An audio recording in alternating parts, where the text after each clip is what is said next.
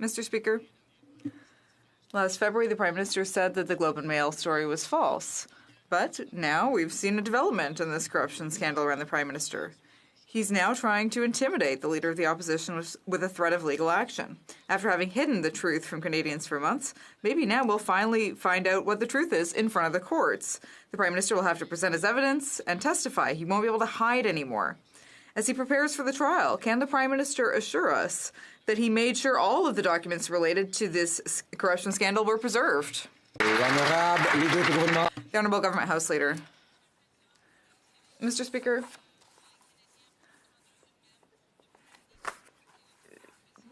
the Prime Minister waived solicitor-client privilege and cabinet confidence so that Canadians could hear the truth. We know that the Justice Committee did its work, and we know that the Ethics Commissioner is doing his investigation as well.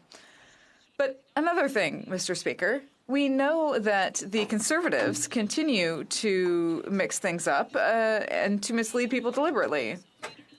We gave notice to the Leader of the Opposition, and when he received that notice, he deleted and then edited his tweets. Thank you. I've been hearing a lot of noise out of the member for Paul-hus, so I'm sure he can wait until he has the floor. The Honourable Member for Charlebourg-Haute-Saint-Charles. Mr. Speaker, the Government House Leader talks about tweets a lot, but what we've seen is that the Prime Minister has served notice to the Leader of the Opposition in order to silence him. That's his approach, to silence people. For him, the truth isn't important. He hides behind his other members of Parliament because he knows that everything that the opposition leader says is true. We won't stop talking about the corruption and calling for the truth. But honestly, Mr. Speaker, now that the Prime Minister wants to go to court, we want to know, has he kept all of the documents? The Honourable Government House Leader. Mr. Speaker, let's look at the facts.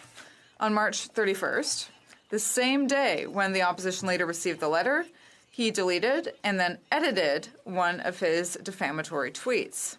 He did the same thing with another defamatory statement that he had made on February 11th. We will not stand idly by while the Leader of the Opposition misleads Canadians. But Canadians can see there is only one tweet that the Leader of the Opposition hasn't changed, and that has to do with his affiliation with Faith Goldie. Thank you.